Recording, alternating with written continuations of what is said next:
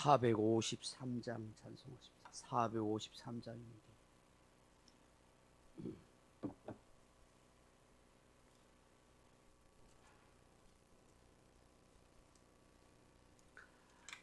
(453장입니다) 예수도 알기 원하네. 크고도 넓은 은혜와 대속해 주신 사랑을 간절히 알기 원하네.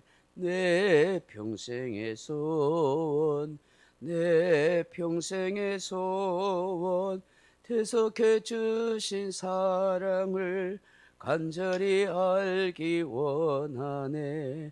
성령이 서성되셔서 진리를 가르치시고 거룩한 뜻을 깨달아 예수를 알게 하소서.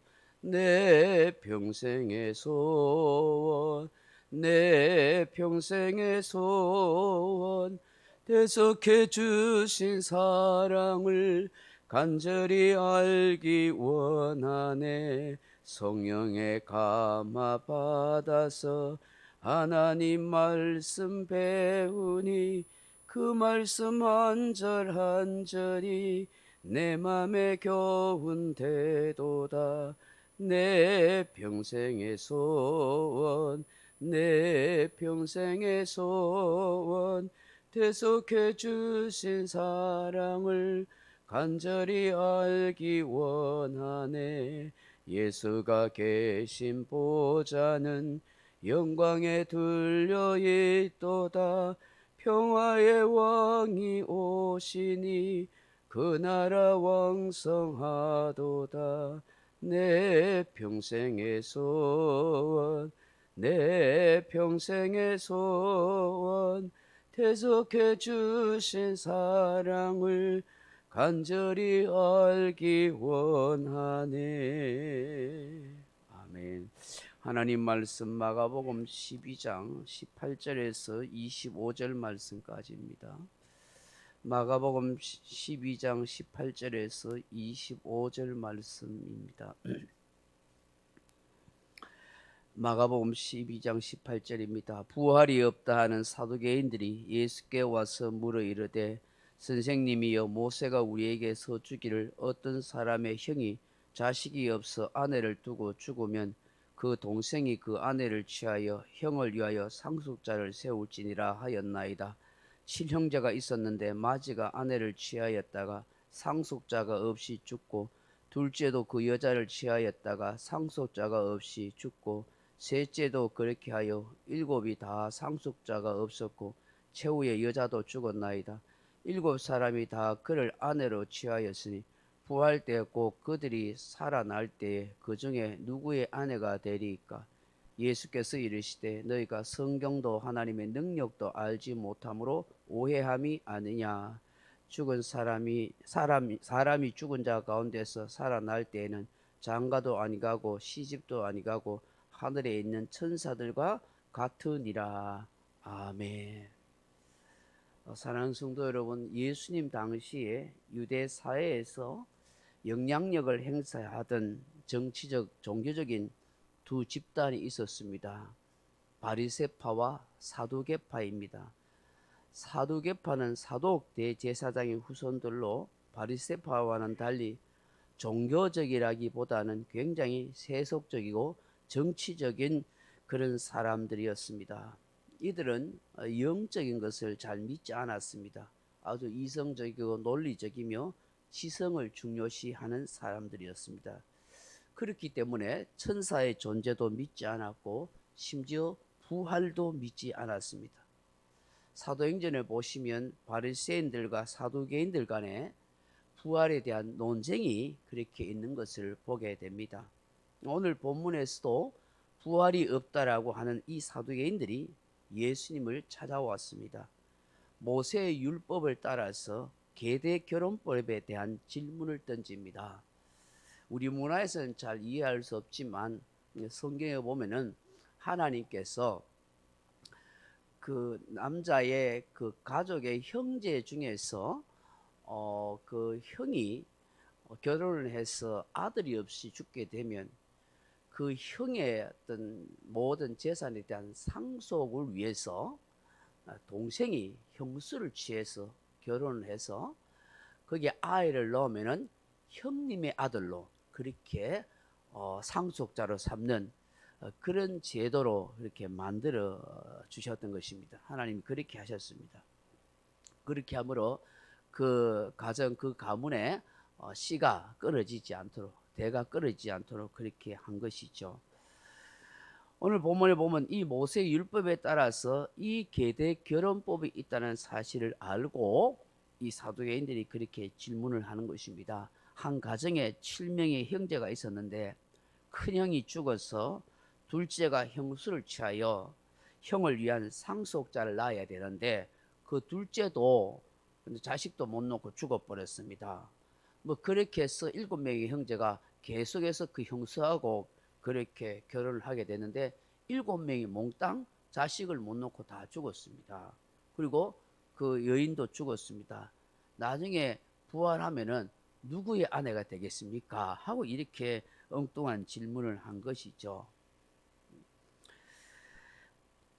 부활 때 누구의 아내가 되겠느냐 하는 이 질문은 사실 말도 안 되는 얘기죠. 가정을 한 얘기지만 부활에 대한 신앙과 그 논리를 깨뜨리려고 예수님한테 이런 질문을 한 것입니다. 이때 우리 예수님께서 뭐라고 말씀하십니까? 24절에 보시면 예수께서 이시되 너희가 성경도 하나님의 능력도 알지 못함으로 오해함이 아니냐라고 그렇게 말씀합니다. 너희들이 크게 오해하고 있다. 무엇에 대해서 오해를 하고 있다고요? 두 가지죠. 첫째로는 성경에 대해서 오해하고 있다. 다시 말해서 성경을 제대로 알지 못하는 무지한 사람들이다라고 그렇게 말씀하는 거예요. 사두개인들이 오해를 한 것은 성경을 읽지 않아서가 아닙니다. 그들은 성경을 바르게 올바르게 깨닫지 못하였기 때문이다 하는 것입니다.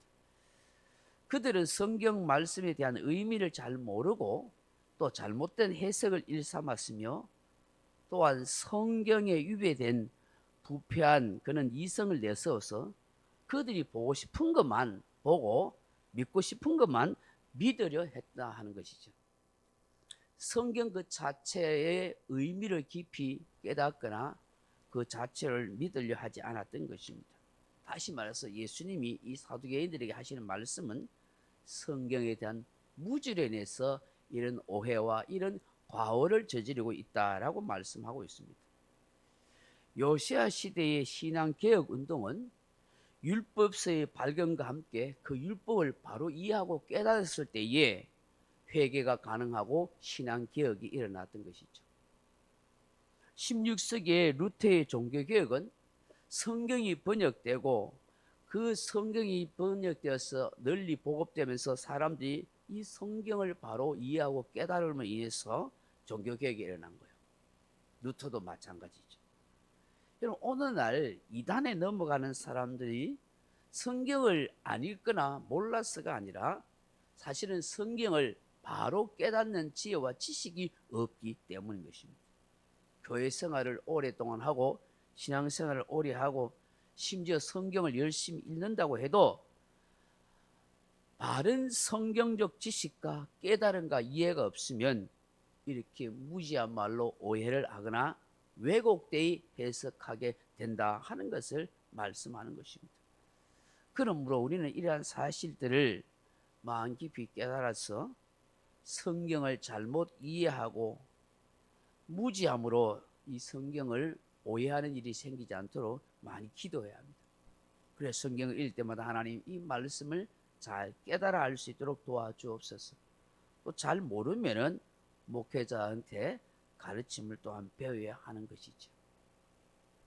그 성경을 읽다가 잘 모르겠으면 물어보는 것이 필요한 것입니다. 두 번째 예수님이 말씀하신 뭐예요? 하나님의 능력을 알지 못한다. 그렇게 말씀합니다. 하나님의 능력도 알지 못하기 때문에 오해한다 하는 것이죠. 만약 우리가 하나님의 전능하심을 굳게 믿는다면 우리가 경험하고 우리가 생각하는 그 이상에 나타나는 모든 것에 대해서 우리가 다 신뢰하고 믿을 수 있게 되는 것입니다. 천지를 말씀 한마디로 창조하신 하나님께서 능치 못할 일이 어디 있겠습니까? 얼마든지 무엇이든지 다 하실 수 있는 하나님이시고 능력의 하나님인 것입니다. 사두개인들 향하여 너희들은 전능하신 하나님에 대해서 잘 모르기 때문에 이런 부활에 대해서 어리석은 질문을 한다라고 그렇게 말씀하고 있는 것이죠. 이런 엉뚱한 질문 앞에서 우리 예수님께서 뭐라고 말씀하십니까? 25절에 보시면 사람이 죽은 자 가운데서 살아날 때 장가도 아니 가고 시집도 아니 가고 하늘에 있는 천사들과 같으니라 그렇게 말씀합니다. 하늘나라에서는 결혼이 필요 없다라고 말씀하십니다. 이 땅에서의 결혼은 하나님의 축복입니다. 우리는 결혼해서 자녀들을 또한 낳게 되고 하나님의 나라를 위해서 새로운 일꾼들을 공급하는 그런 일들을 준비합니다.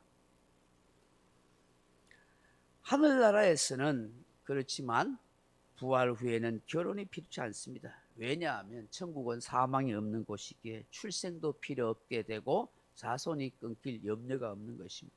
신령한 몸을 가진 사람이 되는 것입니다. 그곳에서는 신랑 되신 예수님과 영원토록 혼인잔치를 하고 주와 함께 살아가기 때문이다 하는 것이죠. 또한 우리는 천사들과 같은 상태가 된다 그렇게 말씀합니다. 하늘에 있는 천사들과 같으니라. 하나님께서 이 땅에서 결혼 제도를 허락하신 또 하나의 이유는 서로 돕고 살라는 의미입니다. 인간은 온전한 인격자로 지어졌으나 완벽한 존재는 아닙니다. 따라서 인간은 서로 돕고 의지하며 살아야 합니다. 그래서 하나님께서는 제도적으로 서로 의지하게 하셨는데 그게 바로 결혼이지요. 그런데 하늘나라에 가면 우리는 천사와 같은 영적 존재가 된다고 말씀합니다. 천사가 아니라 천사와 같은 존재가 된다는 걸 뭘까요? 인간적인 연약함과 부족함과 무지함을 다 털어버리고 그야말로 아주 거룩하고 그 누구의 도움도 받지 않아도 될 그리고 완벽하고 강건한 사람, 완벽하게 하나님만을 찬양하는 그런 영적인 사람이 된다는 것을 말씀하고 있는 것입니다. 하나님을 영원토록 기뻐하며 그렇게 아름답고 영광스러운 존재가 되어진다라고 그렇게 말씀하고 있는 것입니다. 오늘 이 새벽에 주시는 이 말씀을 묵상하면서 하나님의 말씀을 바로 깨닫고 이해할 수 있는 그런 인생이 되게 하여 주옵소서. 죽음 이후에 신령한 몸을 가지고 아름다운 영광스러운 그런 존재로 하나님 앞에 설 수 있고 살아갈 수 있는 인생이 되게 하여 주옵소서. 그렇게 기도하는 저와 여러분 되기를 주님의 이름으로 축원합니다. 각자 기도하시다가 돌아가시기 바랍니다.